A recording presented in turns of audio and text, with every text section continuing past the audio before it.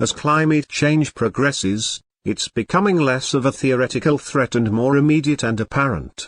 Heat waves, flooding and other extreme events clearly have physical health effects, but they also have a mental health impact.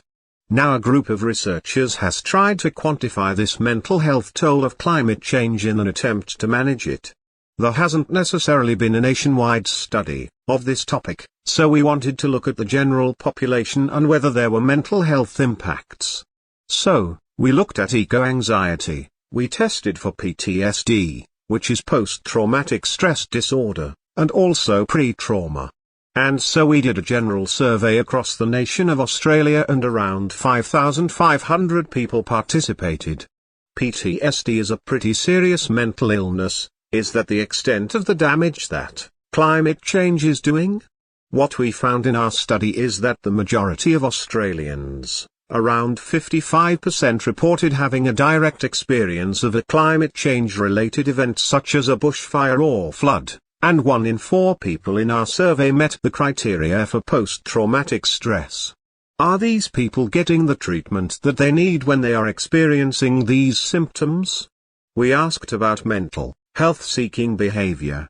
People didn't necessarily perceive mental health care as something they were tapping into, but those people experiencing eco-anxiety were more likely to be seeking mental health supports. Teague and Taylor, which groups were most at risk across the nation? Young people are experiencing significant rates of eco-anxiety in particular, compared to older age groups, with significant impacts on cognitive and functional impairment. So what that means is it's affecting their work life, their family and their social life. So these are people who might not necessarily have had their house flooded, they are not on the front line of the climate change effects, but they are still feeling it very keenly, that it's happening and that there is not really much that they can do about it. A sense of powerlessness and hopelessness.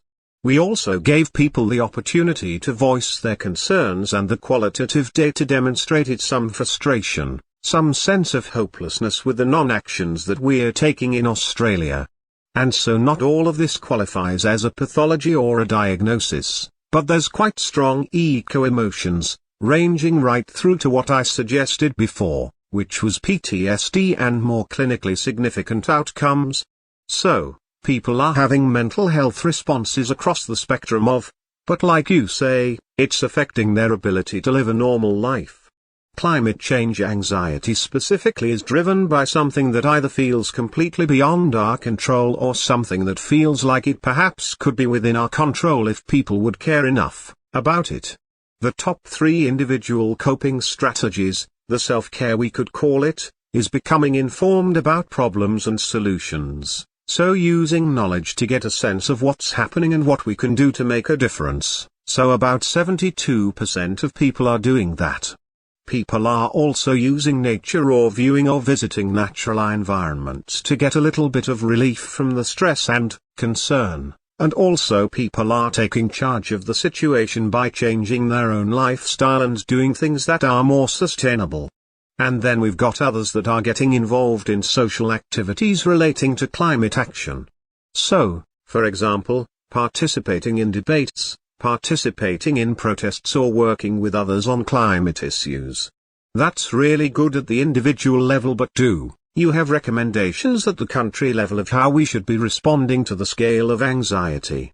I suppose the study was one of the first of its kind in Australia. And to date we haven't really uncovered the scale and extent of the potential mental health impacts, so it's largely unrecognized and unseen. So it's really critical that health professionals recognize this mental health burden and have the tools in place to assess, monitor and treat mental health issues arising from climate change. And I think because it's across the spectrum, from not clinical right through to the clinical outcomes, so we need to reorient, I suppose, our health services to respond to the range of mental health presentations that we may see now and into the future. So what's the call to action for people from what you are reporting? Or the mental health sector and medical professions? There is some really low-hanging fruit in terms of interventions that we could start to foster. You may have heard of green and social prescribing, structured activities in nature.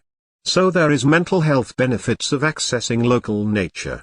There are co-benefits for mental health and potential benefits for the environment as people really learn to love their natural environment.